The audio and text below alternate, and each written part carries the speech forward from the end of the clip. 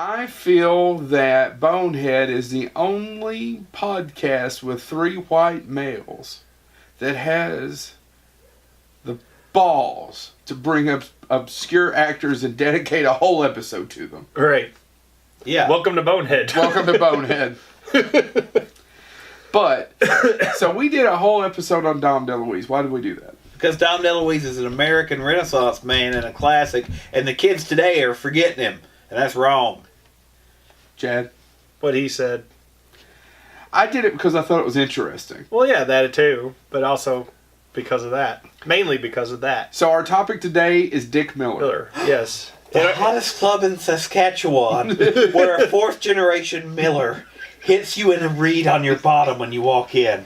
What the? This club has everything. It has Terminators. It has Gremlins. It has buckets of blood.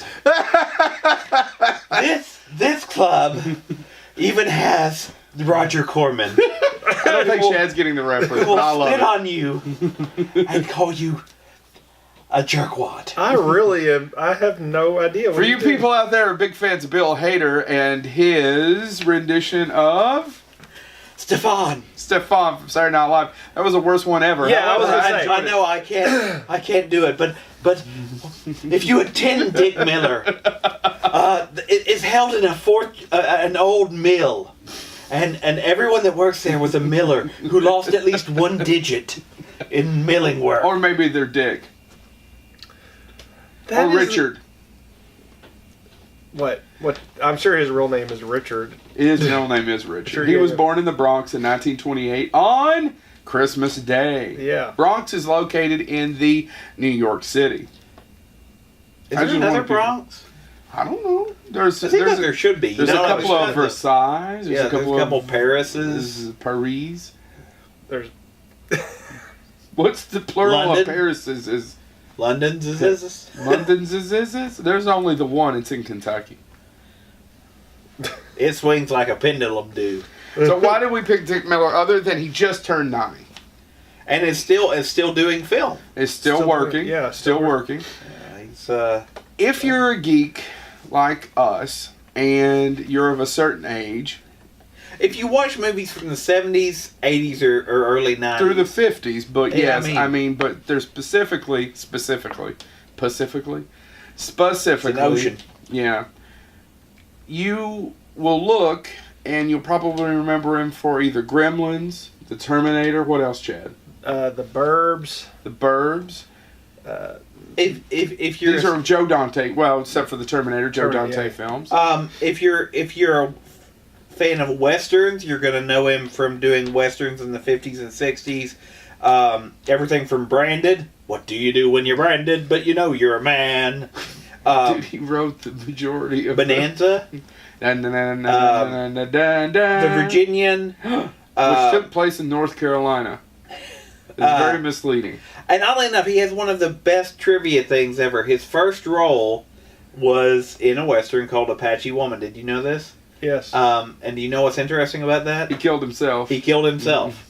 They didn't have enough people to play Indians at the time, Native Americans now. But so he literally Remember, Barton Fink, you can throw something and hit a rider. We always need Indians. and so he played the townsperson who is shooting an Indian, and then they He's the filmed Indian. him getting shot by that same person as an Indian. So he killed himself on film. That's amazing. Yes, you're absolutely right. Apache Woman, that was his first role. Just like Divine had sex with herself. So yeah, I mean all these westerns, but also cop shows, M Squad, Dragnet, all of these things that if Police you, Squad. He's in an episode of Police Police Squad. Squad. He's also in, we'll get into it, but Star Trek. What? Yeah. No He's one's in he Star was- Trek. He was in The Untouchables. I mean, Gunsmoke, Wagon Train, all these things that were huge at the time. He had to pop up at least once. He is what we need to come up with a term. We need to coin a term on Bonehead for what this is, but a character actor that becomes his own brand. And literally, he has a character name that he reuses in multiple. Walter Paisley, which is his first starring role, which would be A Bucket of Blood, and you should go out and check that out. I have a copy of it on the table there in front of me. He played Walter Paisley. At least he lost track, but Most people think it's right around 8 times Yeah. Yeah. that the character's name was Walter Paisley. Several of those are Joe Dante, because Joe Dante is a huge nerd with his own podcast. By the way, it's from Trailers from Hell. You check that out. Which, by the way, another thing we should mention is Dick Miller has been in 181 movies and TV shows. I was He gonna has say, played which- 181 roles. Which actually leads to the other point. The reason, even if you are not as geeky as we are, you need to know Dick Miller just so you can win every game of 6 Degrees of Separation. Right. Yeah, that's absolutely true. Because he's worked with William Shatner, Big Bad Mama. Right. He worked with Sid Haig. Big Bad Mama. Oh my God, everything goes back to Big Bad Mama.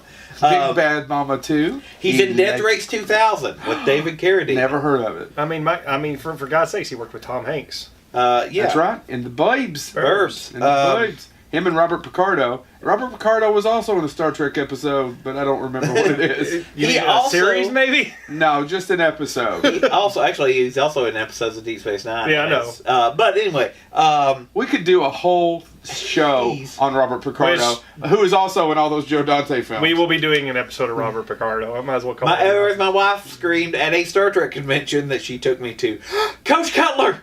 And he literally goes, what? From the Wonder Years, Your right? Wonder Years. But my wife didn't realize that was Coach Cutler too. But Dick Miller's also in Rock and Roll High School with the Ramones. Which is also directed by Yes. and Alan Arkish. But I mean, when you're thinking about all of this stuff, he's in episodes of Alice. He's in the Happy Hooker Goes to Hollywood. Did you know that? I don't want a depressing hooker. I pay them to be happy. He's in Knots Landing. I mean, Twilight Zone the movie. What I'm saying is, Knots Landing. I know.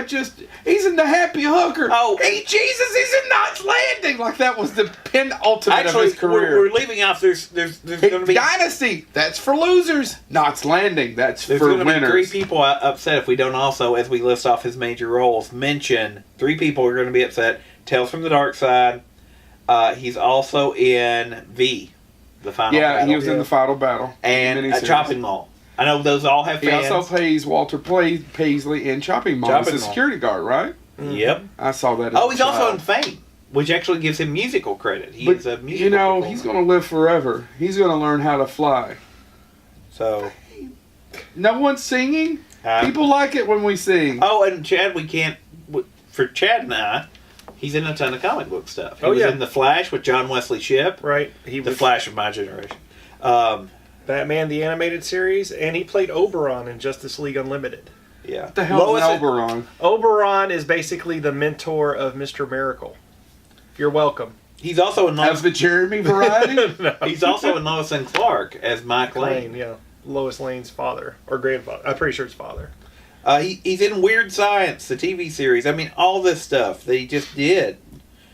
He just did that? He did. He keeps going. He's going. Matter of fact, and I know we were going to talk about this, but we were looking at the posters for it. He has a movie coming out this year where he plays Rabbi Walter Paisley, a little horror film called Hanukkah. With Sid Haig. So, where do you want to start? So he served his country. He got out, did the GI Bill. Right. Yeah. He studied psychology, from what I can remember, correct? I believe And then he that's true. went out to the West Coast to become an actor. And that's where he hooked up with a little guy named something. I think it's Bradley Cooper. No, Roger Corman. And Roger Corman, and he did a lot of movies together. Right. And he wanted to be a writer. Wasn't Corman's, it was called American International at the time? He worked for American International. He didn't own American International. Okay. But Which American International is? AIP. I know, but for our listeners. There's the ones that gave you all those wonderful movies like Death Race. No, it's House of... All the Edgar Allan Poe films all came from AIP. Fall of the House of Usher, The Raven with Boris Karloff And and it's, Jack, Vince Price. Arkoff and... what's the other one's name? The two? Oh my God, why can't I think of the two AIP people? I'm so sorry. Well, while Joe thinks of that, Samuel Arkoff and Jack... Damn it. Weird last name.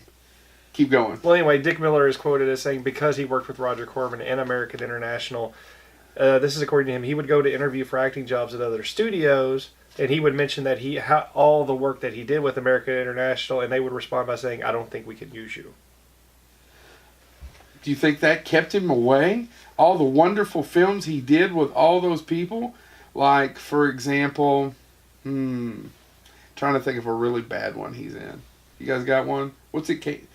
It Came from Outer Space? No, it's not. It Came from Outer It's Space. not It Came from Outer Oh, Space. he's also in the classic film Amazon Women.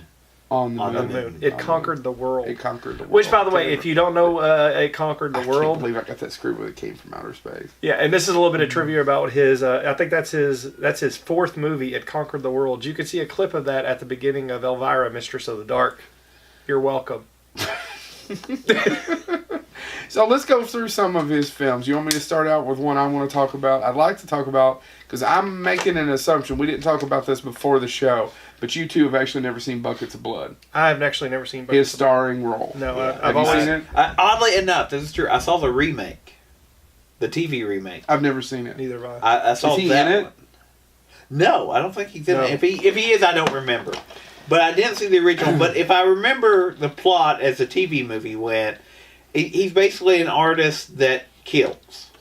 Yeah, James Nicholson and Samuel Arkoff. Well, I couldn't remember that. Yeah, basically, he's a no-talent hack. And a lot of it, so before we had hipsters, we had these things, what were they called? In the Beatniks? 50s? We had these things called beatniks. Look at Walter G. Krebs. Walter G. Krabs. I was gonna say, Mr. the one- Krabs? And the one thing that Walter G. You know who that is? What? That's the actual name of the beatnik that Gilligan. What's Gilligan's name? Bob Denver. Bob Denver. Bob Denver played in the Love. The Many Loves of Dobie Gillis. Dobie Gray. Toby Gray. Dobie Gray. Give me the beat, boys. Free my soul. Or you lost in your rocky and roll. Yeah, I think it was Walter G. Drift Krebs. away. His actual name that they never used. Dobie 'cause he had a Gray sounded nickname. nothing like that. He never actually used his name in the show, except one time he had to give his ID for a draft or something, and it was Walter G. Krebs. And the one thing that beatniks and hipsters have in common, What? really stupid hats. So Walter is a busboy Miller G. Krebs. I'm sorry, thank you. Miller. is a busboy overly impressed with the cool cats who hang out at the Yellow Door Coffee House. Now, once again, Wow, it's amazing that you were able to pull that just out of your brain. no, I'm reading it right off of the back of the DVD. Way to ruin the illusion for the ones who actually listen to the audio. I am version so of this. sorry. For you people listening to the audio, I'm reading literally right off the back of the DVD. Coffee house. Boy, beatniks hung out at coffee houses. Who hangs out at coffee houses now? Hey. Feld's Green Riders. Table 6, I'll be there. And he wonders how to become hip.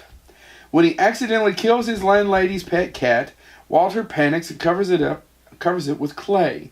His prayers are answered, and before he knows it, he's the cat's meow of the art world.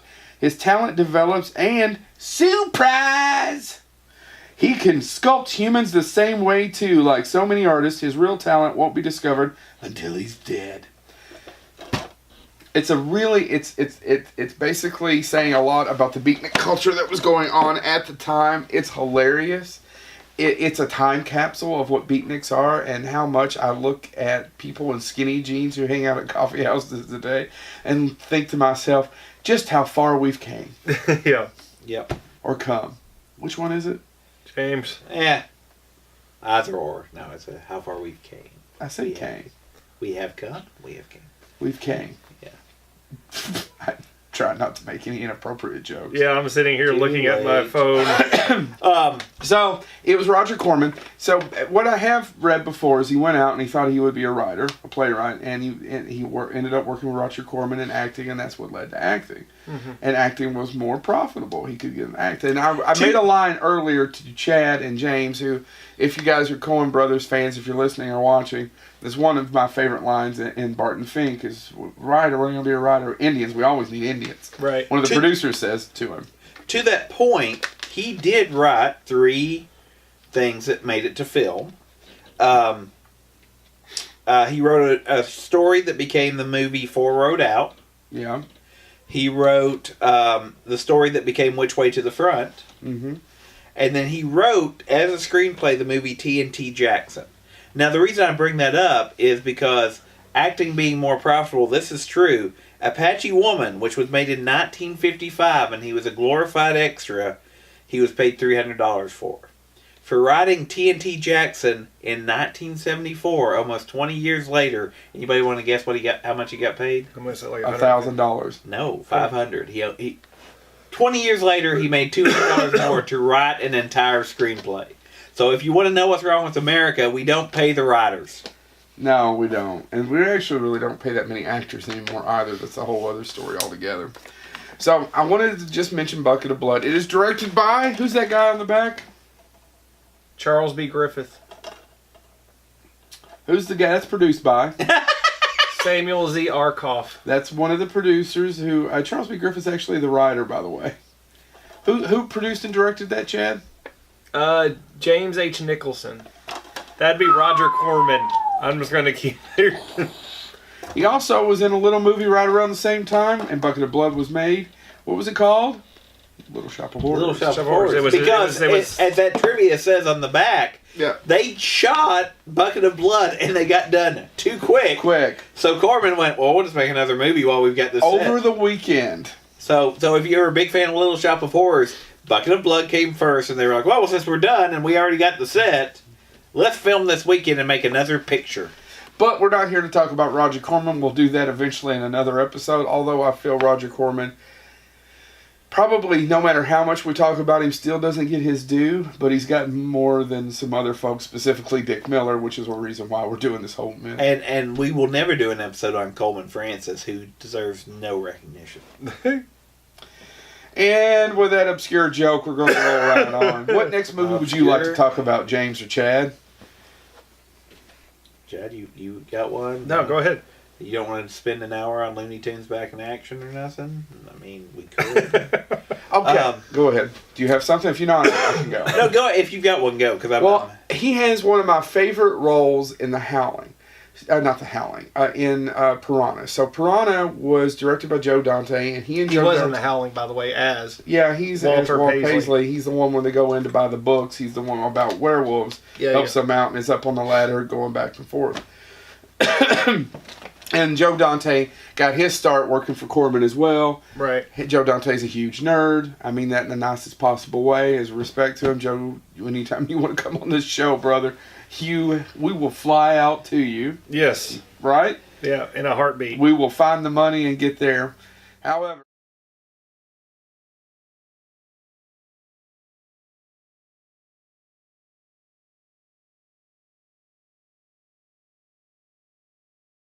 Picardo are in most of Joe Dante's films. But the one that I wanted to talk about first was Piranha. Spielberg said later that Piranha was the best Jaws ripoff that was made. Because there was a lot of them, right? Yeah. There was Great White. There was Tentacles. I could just go down a list probably. And not including the European ones. Anyway, so he plays a developer trying to, I can't remember the whole plot about him. He's trying to raise money. But there's a great scene where he's got this not a very good Texas accent. He slings down the phone because he's mad and then goes right back to his Brooklyn natural, what Dick Miller sounds like accent. And I love the fact because this whole movie you've been watching him thinking, if you don't know who Dick Miller is, yeah. And then thump. So he's been acting a role. Anyway, I just love that scene. You guys? One movie I want to talk about, which it deserves it's a footnote in pop culture that he is in, is a movie that, once again, if you just hear the description, and I know Joe will know what it is, Chad will probably know what it is, but Dick Miller is in it. It has a footnote in pop culture history because of who else is in it. But let me just give you the description before I give you the title. A high school grad and a hooker in training try to track down a stolen Corvette. I have no idea what this movie is. Oh my God! It stars the famous guy who got his hand cut off later. You're thinking Jamie Lannister, right? Not Jamie Lannister. It's Corvette Summer. Corvette Summer, for those that don't know, is there's been a ton of prequels and sequels to it. We're paying attention, by the way. We're just looking up our notes as we go along. Yeah. If you Corvette Summer was a huge hit in '78. Had prequels and sequels. Some really obscure people know the main actor in it. Went on to do this Star Wars movie. I don't know. Actually, he'd already done Star Wars. I know, before that. but yeah, no, it was a huge film. No, Mark Hamill would have probably done that right around the same time as the Big Red one. yeah, Corvette Summer was Mark Hamill's. I guess it came out shortly after Star Wars. Yeah, that and Big Red one. And Annie Potts plays the hooker in training. So if you're a big Designing Women Ghostbusters fan and love Annie Potts, check out And Corvette. hookers. And the Dangerous Mind TV show. Was she the teacher? She was Michelle Pfeiffer. But, You went from Michelle. And by the way, Annie Potts, welcome to come on the show anytime. Would love to talk to you. Oh yeah. We'll just spend a whole thing on Designing Women. But no joke, how did we go from Michelle Pfeiffer to Annie Potts? Available, I guess. Okay. But yeah. I mean, the entire plot to the movie is Mark Hamill's character and Annie Potts' characters. Mark Hamill traces the car to Vegas, teams up with Annie Potts, who is a wannabe prostitute, a teenage wannabe prostitute, and Not a full-time wannabe. this Not was, a by the full- way, this was only rated PG in Oh, yeah. 1978. Wow. And they decide they're going to track down the car, and Dick Miller has a role in it as one of the people that may have stolen the car, and that's the, so I again, it's just one of those things that if you're playing 6 Degrees of Separation, you can now connect them to anybody through Dick Miller. He is the Kevin Bacon of his time. Yeah. And on that note, we are going to take a quick break and be right back. Okay.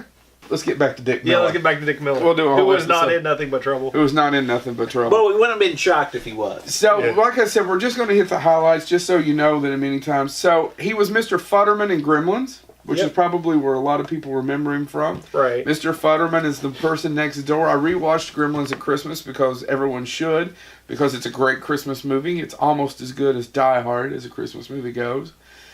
And I forgot just how racist Mr. Futterman is in that movie.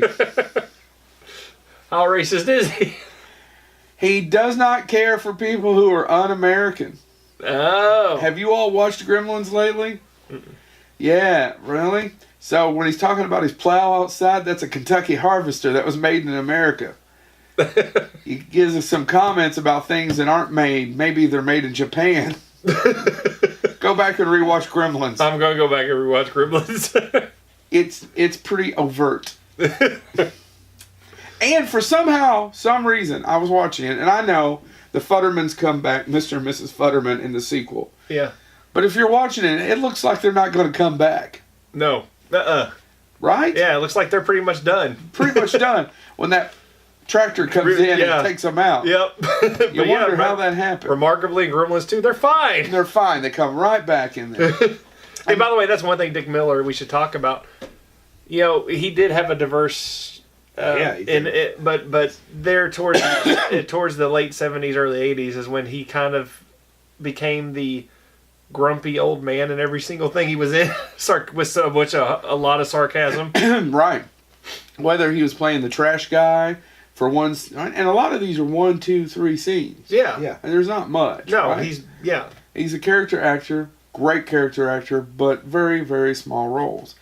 So the other one, a famous role that he has that we have on the table there too, is he's the person who sells all the guns to the Terminator. And by sells, the Terminator played by, that's right, that lady from Blood Rain. that lady from Blood Rain comes in.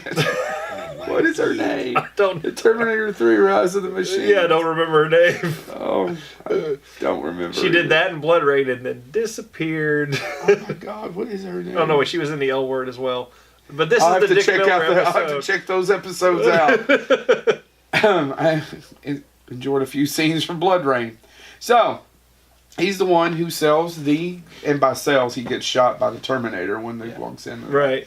There's a ton of those. Like, he's the one that sells the books to the couple who are looking for vampire lore books in the Howling. Howling. Right? Right. Which is, by the way, and I want to interject, because The Howling has a huge fan base and all that stuff. That was actually his favorite movie that he did. Why? Let me see if I can find the exact Yeah, his favorite movie is a horror cult classic, The Howling. I think, to be honest, the way it sets it up, he just had a lot of fun on that set. So I don't know why that would be, but he enjoys of his own works. I don't know why it's not Apache Woman, but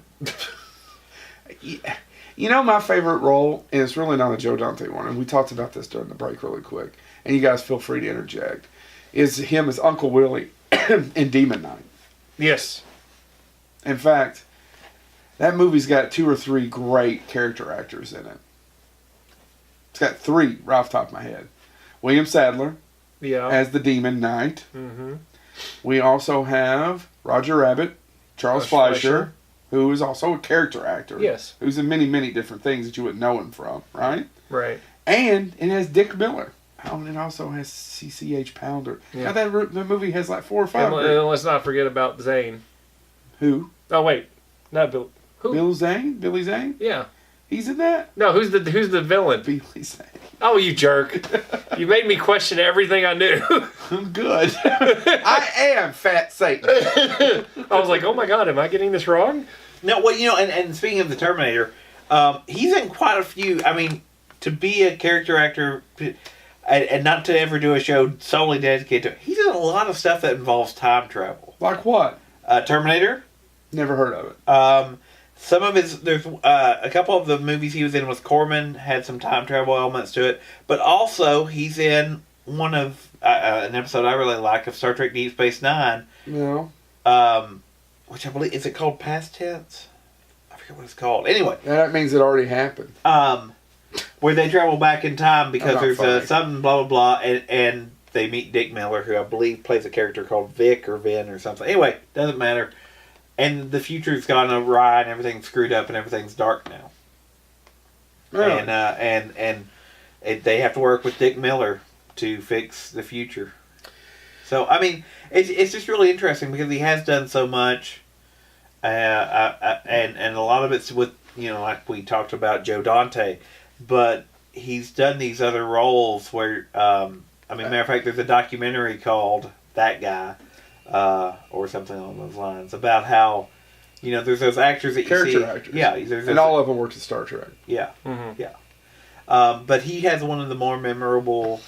It was a 2-part episode, kind of a good setup. So I mean, this idea of what could be and things like that, time travel and stuff like that. So that's one of my favorite things he did, and of course that's partially because I'm a Star Trek fan, but it's also because Dick Miller in that role of crabby old guy still having to realize there's going to be a future after he's gone. Who plays a better crabby old guy?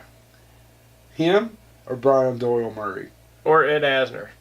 No, I'm sticking between Brian, because the story goes that if you call Brian Doyle Murray up, he goes, "All right, I can do this one character that's with true. the voice. Yeah. That's what you get. Yeah. Then they ask him to audition. He's like, I'm not auditioning. I've done it already. This This is what you get. is what you get." Yep. I love that. I do too. Now he's 90 years old, not Brian Doyle Murray, No. but Dick Miller. Let's ask some questions. So the man worked with Corman. He's obviously can demand. He's worked with Scorsese too. He's worked with Scorsese as well. He's in New York. What else is he? After Hours. After Hours. So he's worked with all these folks. He can obviously go to any convention and demand whatever money he wants. Well, I was I would gonna say, imagine, to sign things. and And I don't know that he does a lot of cons anymore. No, to but my he knowledge. does like conventions. As a matter of fact, because he's got a quote about that. They asked him about attending conventions, and he said, "It's kind of thrilling in my old age to have something. It's a thrill. Everybody asks these questions. They bring up pictures that you've done and that you've forgotten. I don't remember half the pictures that they mention anyway, but it's a fun thing being at these conventions." Yeah, because again, the man has done 181 pieces. It's Right. going to be hard to And- remember. And they actually ask him a follow-up question to that, which I think is relevant too. Is they ask him why people remembered his movies, especially the older ones like Bucket of Blood and stuff like that, that realistically could have easily fallen away. With a lot of the Corman pictures, why do we still remember him 60 years later? And this is what he said to that. "I wish I knew. It's funny looking at a picture that's 50 years old and saying that it hasn't lost any of its, what's that word? Magic. They had magic. They were incredibly cheap. They were very inexpensive to make, but they've held up for over 50 years. Yeah, Yeah. it is incredible. So that leads to we still remember him. Obviously, if you're a film geek like us, or if you know a little bit about movies, I probably would say that if you know just a little bit about movies, I could show you and you go, "Oh, it's that guy." Yeah. Right? And that's the name of that documentary. Yeah. Oh, it's that guy. The guy, Right, yeah. right. So why did he never become bigger? One thing that he says, his theory about it was, he's 5'5". And I didn't know he was that short till I we did- started to do this episode. Did you know he was that short? Mm-mm. At his height, he was 5'5", and he said that he knew in his heart of hearts that knocked him out of. But Tom Cruise is about that height too, so But Tom Cruise is something else. Yeah, Tom Cruise is something else. Tom Cruise has something that's Tom Cruise, Mel Gibson, they're all around that height. yeah. And Schwarzenegger's only about 5'10". Yeah. But he said it knocked The him one- out of being a villain because he couldn't be imposing, Right. and it knocked him out of being the leading man. He could be the sidekick, but he would never be the leading man. Right. And so he said he knew that was going to be the case, but he did have a physical presence, and he credited that to actually when he was in the military, he did have a prize title fight as a middleweight boxer. Yeah. So he was a presence in his youth, but he just wasn't big enough physically, tall enough. So that's his logic for why he never blew up as far as being leading man. Well, But he always had a presence that let him work. Well, yeah, and you have these actors who are very talented. They're very, very talented. They're actually a lot of times way more talented than the leading role, but the leading role has certain restrictions. Like you're just basically supposed to be point A to point B, Yeah. and you have all these other people surrounding you that get you to that point, and that's what Dick Miller is. That's like Oliver Platt, John Lithgow, Brad Dourif. They are great character actors who are used to enhance the lead actor. You think John Lithgow's a character actor? I do. He has been a leading man. He has before. been a leading man, but his more notable roles have been where he's been a supporting role. Are you saying Raising Cain is not the most memorable thing ever? I'm trying to pull a leading role out of my... Yeah. Are we getting Enchanted Fingers? Yeah, Ricochet. What? He took the wind right out of... I was trying to say wind. Out of Denzel's cells. He really did in that Yeah. movie. That movie's a terrible movie, but John Lithgow Is the elevated best part. is the Yeah, best part best part. about that movie. And And that's what's with Dick Miller, like Gremlins. What's the lead? Zach Galligan. Zach Galligan. Galifianakis. No, but anyway, Zach the lead Galligan. actor. Galligan. He's Zach Galligan. That's what I said, Zach Galligan. I thought. Anyway, that lead actor. He's really just there.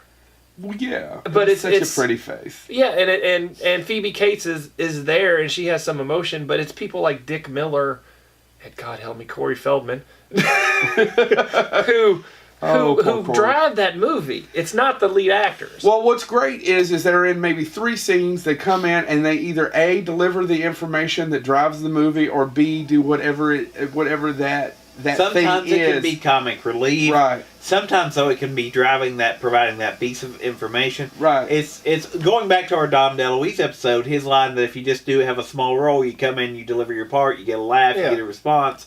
That's success. And let's face it, the best parts about Gremlins too, the best 2 fight scenes are Him with the bat. him with the bat and John Glover. But John Glover is another wonderful. Yeah, another wonderful. We could do a whole Yeah, episode yeah. about John Glover too. But back to what I was saying. So they come in, they deliver that part, and when you do that, or if you're the villain, the best way to sum up, specifically when it comes to just genre and cliches and what you expect, the villain is the best part. The villain wins every single battle, Yeah. except for which one? The last The one. last one. yeah. The last one. The hero, it's not that interesting. Right. That's hence why Batman is as good as it is. The Batman movies are as entertaining as it is. It's not Batman. It's Jack Nicholson and Heath Ledger as a Joker. It's Danny DeVito as the Penguin. No, and I do the it's same. not Tommy Lee Jones as Two-Face. I do the trying same to think argument with James Bond movies because the James Bond, and I love James Bond movies, but the James Bond movie villain that let me down the most, and I'm forgetting, which one?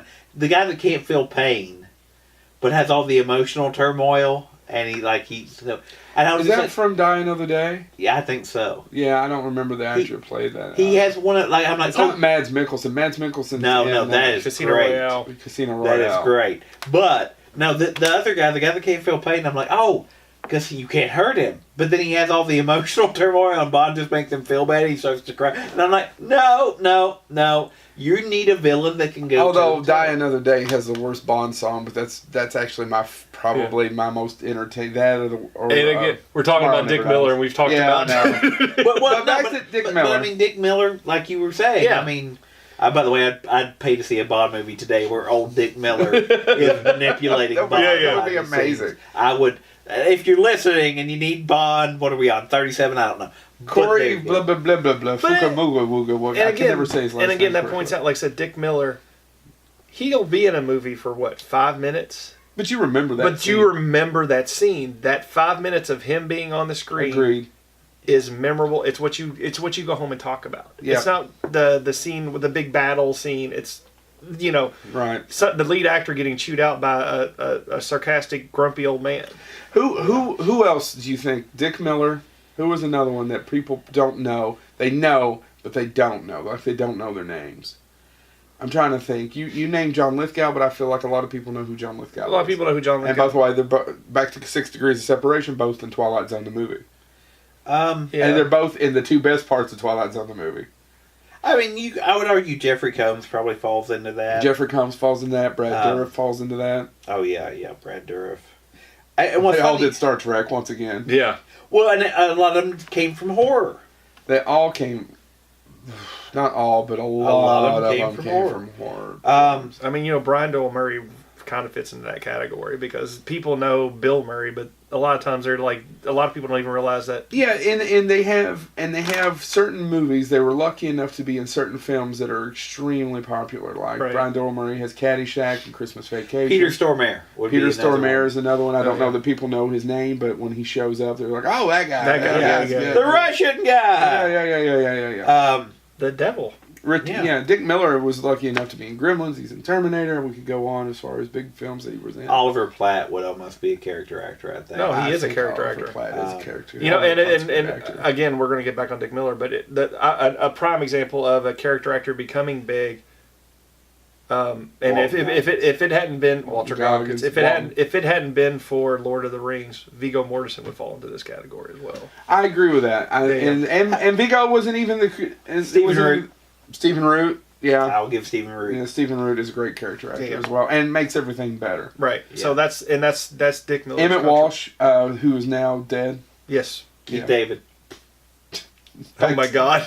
We should have just did it all Yeah, about character character actors. We'll do another one about character actors. Yeah. I think we need to each come in with our top 5 character actors. Yeah, that sounds good. And then when you add Dick Miller to this list of people we're naming, Is he almost the granddaddy of character actors? I would say he would be. He's one of them because you got to remember this guy from nothing in the Bronx. His parents were Russian immigrants.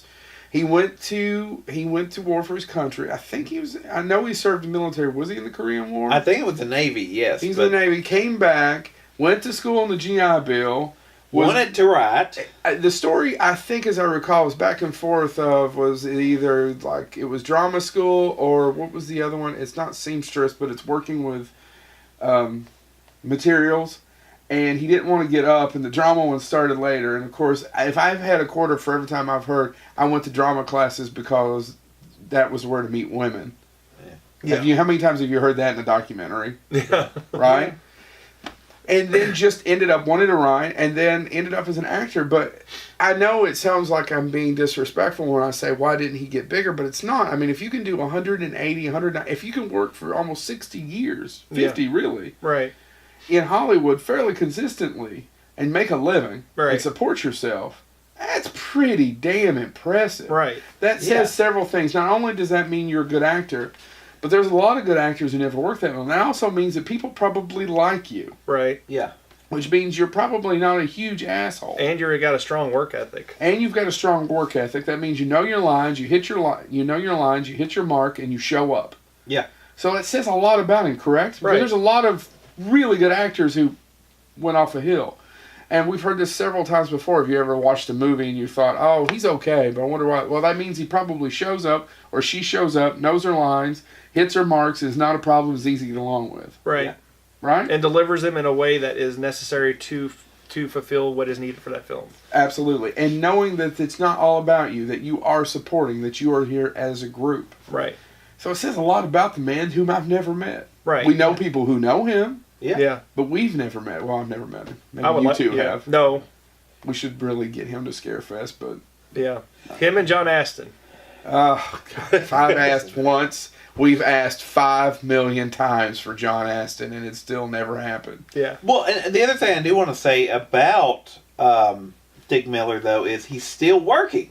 Oh yeah. Absolutely. He's He- going to be in Hanukkah. Well, he's going to be in Hanukkah, but he also is doing these documentaries, one of which came out technically last year. I think it's on a film circuit right now. I do want it when it comes out on DVD.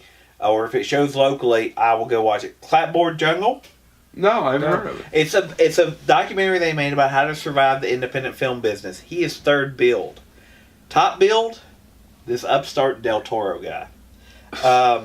Second build is Michael Biehn, Dick Miller, Paul Schrader, Sid Haig, Tom Savini, Yuva Bowl, and they all go through it and be Wish like we could Yuva Bowl. Even if you ripped us, I would love Yuva Yeah, Bowl. yeah. Wouldn't that be a Lloyd blast? Kaufman. But literally, they interviewed Lloyd Kaufman, by the way, if just to stop you, Yeah. if you get a chance, meet Lloyd Kaufman. He's a very nice man. Yeah. Frank Henenlotter is featured in it. So just tons of these people that made Franken these, what? made these tons of films. I mean, literally, they interviewed over, God, it's over 120 people about how do you make it in independent cinema today, and how do you do it then, and what does that look like. And then the other documentary that he's actually working on, which is going to come out this year, 2019, is one on the history and working with people, working with Karloff, Boris Karloff. Oh, that would be good. Karloff, the man behind the monster, is what it's going to be called. So, I mean, and that's the thing I about it. almost said like a dumbass. When did he work with Karloff? And then I was like, AIP. I'm an idiot. Yeah. I made What? like two huge. Like my brain just He was in the dissolved. Terror. I know, but I'm stupid. And that's what, but you have to think Tell about me it. the plot of And The that's Terror. why Tell me the plot. It's about somebody who's a terror. No, I think the Terror is the one that they shot and made up with other old footage and then finished it. Yeah. He thinks. I have Check it out if I'm wrong. I have a Boris Karloff collection that has it and the Tower of London, both versions. Oh really? The two versions of Tower of London. Oh my One- God, that must mean that you just rack them up on Friday night at the bar. If I pay for them. Are we talking about beers? I haven't I don't You drink. don't really Yeah. drink beers. No. Soda. In now fact, I can rack it's funny up for him to say, I drink beers. beers. You can't.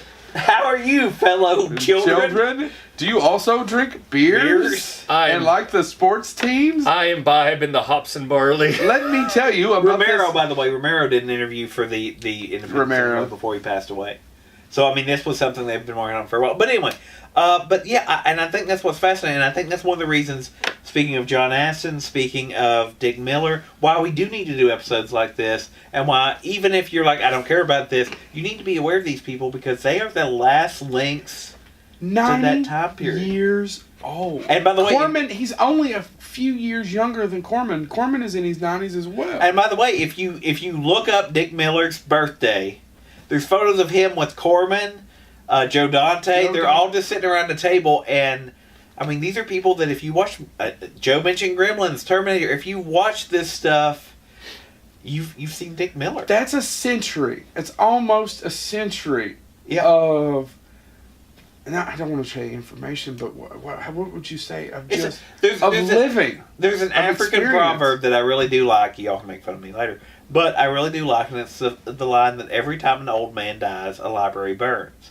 It's a library of information. This man worked with Karloff. He worked with Schwarzenegger. He worked with, I mean, no matter where you are in your film geek spectrum, if you watch movies from the 80s, 90s, 80s to 50s, and you've seen some pretty major movies, you've seen Dick Miller. Right. So Dick Miller was in a movie that he ended up getting cut out of, a huge film. Do you all know about this? I read a bunch, so which one was it? I want to talk about some things that were actually shot. This one particular, it was shot. So if you guys ever seen, there was a guy named Tarantino. Mm-hmm. He Oh, made a yeah. movie called Yeah, I read this. Inglorious Bastards. But Pulp yes, Fiction. He's Pulp in Fiction. Pulp Fiction. So when they try to get rid of the body, they do it at Monster Joe's, right? Yeah. He was Monster Joe. But Oh, really? his scene got cut because Of of time. time. I didn't know that.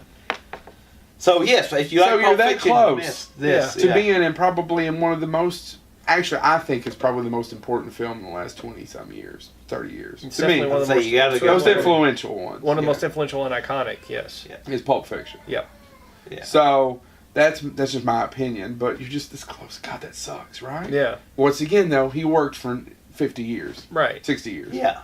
And I'm still, not that he probably needed it at that point, but I'm sure he still got paid for his time. Well, that, and I bet, but can you hear him being pissed? Oh, yeah. Because you're a character actor. Because I've heard him say, I can't remember which Dante picture. He's like, yeah, he got me one day. You can only give me one day. One day. But I mean, we've talked about this before. Think about all the people that were this close to getting in Tarantino movies. I almost said Kate Hodder, but not. Big people. Will Freddie. Smith, Adam Sandler, Robert Robert Englund. Englund. Yeah, Robert Englund was going to be in the beginning of Kill Bill. My name's Buck.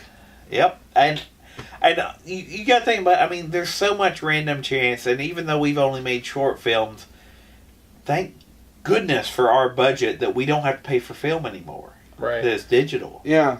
Because you run that stuff, and I mean, we made what Murder Virgin ended up being 32 minutes or something. Something like that. Yeah, it's about 25 minutes too long. I think it's all brilliant. Every word that I wrote was perfect. Anyway, he wrote 6 minutes. y'all got lucky with your 1 minute. It's 32 minutes. It's 25 minutes too long. But 32 minutes. But we shot at least what 4 hours of footage. Oh, it's even more than that. I mean, Chad, hours, Yeah. hours, and hours. and then retakes and different things. So you have to think about how all that stuff happens. Poor Chad with me over his shoulder going, I don't know, just make it flow. Beautiful direction. Thank you so much. We'll fix it in post. Fix it in post. But no, so I think about that because I'm sure there's other stories we don't know about where Dick Miller was in something, or would have been in more because he's also in, and I know Joe Dante movie again, but the great Vincent Price Joe Piscopo movie, Dead Heat. Dead Heat.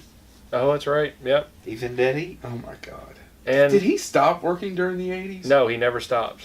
No, I mean, did he take a day off? Oh, that probably not. When you're a working actor, Well, yeah, but I mean, you could just go through because the you're not TV. getting the big bucks like the main actors. I do. know. No shit. But And then we'll be right back to discuss that. are we out of time almost again? Okay. All right. We'll be right back after this short pause. Eat at Jack's Spleen Shop. Yum. So we're back, and Chad is sitting down, and we would be remiss if we did not bring up one of our favorite Joe Dante films that we don't think gets a lot of credit. Yeah, it's one of those that falls under the hidden gem Hidden category. Gems. I think it's better now. I know it got a really nice European release on Blu-ray, but here in America, not so much. It's called Matinee. Right. I actually saw that in the theater when it came out. I was the one. I wanted to, but I wasn't allowed to I leave was the the house. one. Yeah, well, Mom and Dad were probably still going back and forth in divorce, and it was sure. Yeah, get him out of the house. Get him out of the house. Like I said, we're not saying we cause a divorce. We just can't rule you out, little Joe. But he's a Matinee. He plays the B-movie actor who's actually up on the screen, who's helping off, who's clearly helping John Goodman's character. Yeah, it's his. This is Dick Miller's second time actually with the well-known actor Omri Katz. Really? Yeah, he was in. Dick Miller was also in an episode of Erie, Indiana. Erie, Indiana. Joe Dante direct Erie, Indiana? Yeah. So that's why he was in there with Omri Katz. Do you think Joe Dante ever looks at him at a dinner party and says, "Meh"? Yeah. And if you're listening to it, it's me going, "Meh," with money, with the little fingers going back and forth, going, just a little taste, just a little taste. Or do you think Joe Dante's sitting there going, "God, I'm glad I have somebody that'll show up." You, the three of us, would be, God, we're glad we have somebody who show up. And what do you mean you still talk to me? Yeah. Yeah. Right? Yep. Yeah. Yeah, because every film we've ever made going, we're looking for actors who will volunteer because we have John Stith. we have no budget. Everybody cast Joe John, Ellswick will no longer talk to us. everybody cast John Stith. He shows up. He does. He shows up, knows his lines, kind of. I'm joking. He shows up, knows his lines. So, Matinee, though, is really quick. Is a movie. Basically, they're talking about. They're talking William about the Cuban, Castle. and they're talking about the Cuban Missile Crisis. But John Goodman plays a lesser-known William Castle archetype. Yeah. It's William Castle. Yeah. And if you don't know anything about William Castle was Stop what you're doing and go look it up. well, but the original House on Haunted Hill, not the William Malone remake, which I also love. Which, check out that episode of William Malone. That's a two-parter. He was on Bonehead. Yep. William Malone. Thank you, William Malone. Bill But, Malone's a sweet, sweet man. what he did, his first movie, he wanted to get people butts in seats. So what William Castle did was he did weird stuff like going, "Oh, this movie will scare you to death, and we're so sure that it will. We don't want to leave your family bereaved. So when you check in, that means sad. when you buy your movie ticket, you got an insurance policy that was good for 90 minutes, the length of the movie. Right. That if you died while watching the film, they would pay your family. He also did the movie The Tingler with Vincent Price, Which where they put he stuff in the they would seats. put vibrators underneath the seat, and they would say the Tingler's coming, and if you watch the original House on a Hill, the reason I brought that one up, that was one of his better known one because it was called Emergo. And Emergo basically was they would add a curtain to the theater because theaters used to open the curtain before the movie started. right. Yeah. And there'd be in the curtain up above, they just put a little attachment, and a skeleton was hidden behind it. And speaking of character actors, who's the character actor that is in House on Hill? He's also the one in 13 Ghosts. Yes, what's his The name? little guy. Little guy. But anyway, Oh, jeez. he's in If Star Joe Trek. Dante was here, he could tell us. Yeah, but anyway, when he looks at the movie, if you watch the original one with Vincent Price, which I love, he looks at the audience and he says, "The ghosts are moving again. Soon they'll come for me, and then they'll come for you." Yeah. And the movie, you hear the scream. If you saw that in the theater, it would go to black, and then this glow-in-the-dark skeleton that had been hiding in the curtain since the beginning would actually fall and hit the front row.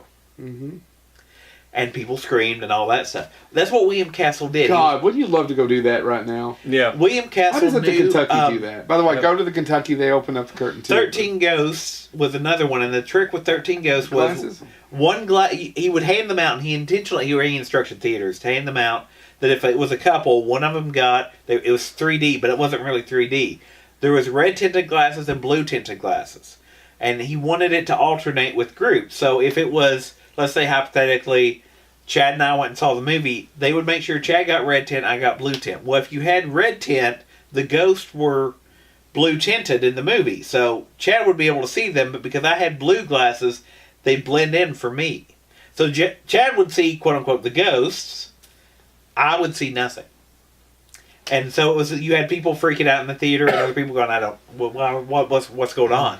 And that's why in the remake, they have the glasses. Glasses. So William Castle, so that's why Matinee is such an interesting film if you know about William And it Castle. also encapsulates a time that people I don't know that they understand anymore. Right. Yeah. With the Cuban Missile Crisis, living in Florida, being at that time so close to what at a lot of times was considered annihilation of the world. Right. Yeah. Of if a nuclear war had started between the United States and Last Russia. Babylon.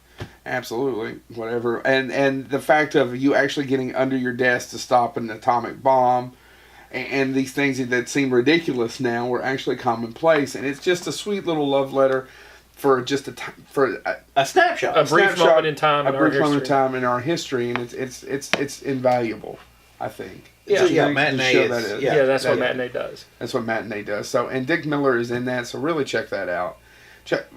That's a good one. I really keep going back to my favorite role he's in is Uncle Willie in Demon Knight. The last 27 years. He did, and closing this out as we get ready to, I mentioned earlier that he did write 3 things that made it to the screen. He also did direct an episode of Miami Vice. Is that Which, the only thing he directed? That's Was the that one only thing he had. episode? That's one episode. but he also has soundtrack credit. In the TV series Fame, Where We're Gonna Live Forever. Where We're Gonna Learn How to Fly. Fame! he was the performer for 2 songs, Image and Scorn. So as you think about, I know, I was like, now I want to find Dick Miller performing Scorn. Yes. Because I just want to hear it. But as you think about this, again, definitely a working actor, a character actor, but obviously developed some skill sets because Miami Vice, you make all the jokes about 80s you want, but that wasn't I just let somebody It direct was a that. huge show. Right. Huge show. Huge show. So, so the When fact TV that, was important. and it was a big deal that they let Dick Miller direct. But again, it probably goes back to the fact that Dick Miller probably had work ethic. It was, I'll show up, I'll direct, I'll hit our marks, I'll do all of that stuff. The episode that he directed was called The Fix. So there you go. I mean, it was, he was doing it, and sorry, my brain froze. He was doing it during the second season. So it was already a hit, but it wasn't winding down either. I mean, he was doing it at its apex that he was directing. So Dick Miller, again, character actor, but also got tied into so many different things through the years. If you get nothing else from this episode, please go out and check out his body of work. Look him up. He's a fascinating man who lived a fascinating life, who's still living a fascinating life. And check out 90 years of experience. Check out the last 60 years of entertainment that he has given you, and watch some of his films. Not just the Joe Dante ones, but some other ones. Like, if you don't, watch A Bucket of Blood. I'm fairly certain A Bucket of Blood would be pretty easy to find on certain services that wouldn't cost you anything. Right. Don't you think? Yeah. Yeah. Right. I probably only paid a couple of dollars for my DVD copy. Not something you probably need in Blu-ray high def, because it was never shot for that. Right. So No, but if you find a Blu-ray collection that has it in it, get it. get it. All right. So is that it? That's it. All right. But yes, I just echoing Joe. Check out Dick Miller. Check out his work. Because it doesn't matter what genre you like. Yeah, he's in a lot of stuff. He's in a lot of stuff, and But that's what. mainly genre. But yes, in a But lot of stuff. I mean, you love westerns, you'll find him. You love drama, probably less so. But he's there. There's some stuff there. So. Thank you so much. Share us on your YouTubes, iTunes, and SoundCloud, on your social media. Please subscribe. Let us know about your friends. We're going to be also going to another couple of audio streaming services now that the show is changing slightly. A couple of ways. As we go, we'll be updating you about that. We'll also be doing some more Facebook Lives, correct? Yep. Yes. And we have a nice two-parter coming out with a local author that we've already shot and we're really excited about. A local author that's published nationally. I mean, this is not, It's not a boutique press. no. Yeah, absolutely. So thank you so much for your time. This is Bonehead. See you next week.